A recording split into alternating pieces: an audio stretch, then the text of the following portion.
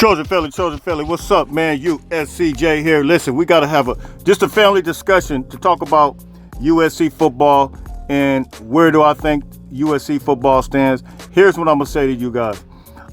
Just given the fact that everything that's been taking place, I've had an opportunity just to reflect. You guys know I usually do a video early in the morning. However, today, I wasn't even going to do a video, but I kind of just really begin to reflect. And I want you guys to take a look at something that Shaun Nua put up yesterday. And I really stand wholeheartedly with Coach Shaun Nua. A statement that he put out on Twitter is pretty impressive, pretty explosive as far as what he thinks USC football will be doing this year. But I totally agree, and I stand with him in the statement and where USC will be this year. Listen, let me say it in the beginning so you guys will make sure you hear it clearly. I'm predicting that USC will go 10-2. I'm standing on that, and I'm going to tell you guys why. All right, so this was Shaun Nua on Twitter, and I actually retweeted this yesterday. He said this is in reference to everything that has been taking place this week, the decommitments, and then not only that, you got the decommitments, but you got multiple people, multiple outlets that are continuing to bash Lincoln Riley. And by the way, Paul Finebaum is a hater.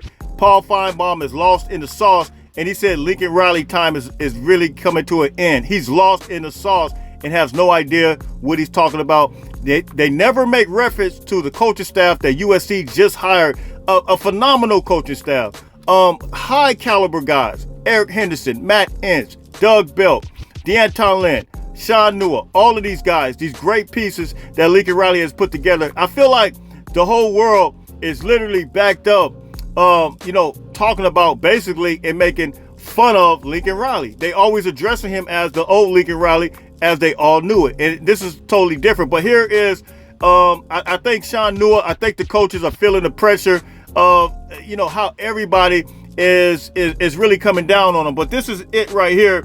Shaun Nua said, "We will always respect the decision each young man and their families make and wish them well. We also have faith in those in the foxhole with us, especially the warriors whom we are about to go to war with. The quest for finding the best Trojans will always be the mission. Just don't get it twisted. This is still USC." He says, "Fight on." And so listen, I'm staying with Shaun Nua on this to the utmost, because it's like this, man. Either you with us or you not. I don't care what we go through. I've been through multiple years with USC.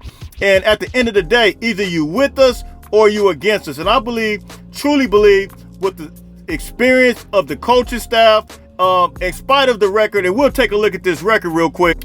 The schedule real quick. And they put this out yesterday with the schedule. They said USC has one of the top 10 toughest, hardest schedules of 2024 season. You see Florida first, UCLA second, USC third, according to them, Georgia Tech, and then Houston. However, on some of them, they have USC with the toughest schedule. But I believe in spite of this schedule, due to the experience that USC currently has, listen, I believe that we will shock the world. I'm claiming 10-2. And listen, for all those who have jokes, all those who don't believe in the coaches, all those who don't believe in this program, jump off the bandwagon. Don't get back on when we start winning, because when we start winning, it's going to absolutely be too late. Listen, I'm at a point now where I'm kind of like where Shaun Nua is. We're about to go to war. We're about to go to war with a lot of people, mentally, physically, and all the above, because at the end of the day, it's USC. We believe in these guys that we got. We believe in the young talent that we brought in from 2024. 2023 class as well. We believe in the transfer portal guys that we got. I think we got enough pieces to make it happen, to move and groove. I don't think, as one writer said, I think it was with CBS, that USC is essentially a dark horse for the simple fact that USC doesn't have to play Ohio State and they don't have to play Oregon. Those two do have to play each other.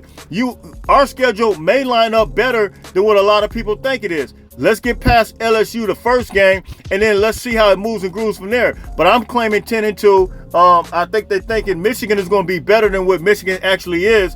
And I think they think other teams may be better than what they actually are. But I think USC will absolutely shock the world this year, in spite of this schedule. In spite of this schedule looking like it's setting up to be a schedule that's having us to fail. They tried to give us a schedule last year with the Pac-12, giving us a very, very bottom half of the season with the loaded schedule. But listen, this year, I believe it's going to work in our favor. I believe we're going to absolutely move and groove. I want you guys, all those, to drop those comments in the comment section. Let me know what you guys think the schedule, the record will be for USC. I'm standing on 10-2. At first, you guys know I was saying 9-3, 10-2, but look, I'm standing on 10-2. I'm not even going to go back to the 9-3. It's going to be 10-2, I believe, or above. And I believe that USC, I believe, is going to shock the world. I believe that Miller Moss QB1. I believe that Jayden Maiava is QB1A. Miller Moss is QB1A. Jayden Maiava is QB1B. And I believe that we're going to absolutely shock the world. I believe that Miller Moss is going to get the ball down the field. And then periodically, when it's time for Jayden Maiava to come in, it's going to be a change of pace. I believe we're going to have these guys lost in the sauce. I believe we can dominate the line of scrimmage. I believe that D'Anton Lynn's defense can cause major confusion. We saw it against Caleb Williams when we played UCLA. It just causes confusion. We saw it in the spring game that quarterbacks were kind of confused. It's because of the disguises. So listen, man, buckle your seatbelt. It's going to be on and popping, on and cracking. I stand on 10-2. Drop those comments. You guys tell me what you guys think. Where do you see USC finishing? I think that USC is going to shock the world. Let me know if you guys agree with me. Drop those comments in the comment section. It's USCJ32 on Instagram, USCJ32 on Twitter. Fight on, fight on, fight on.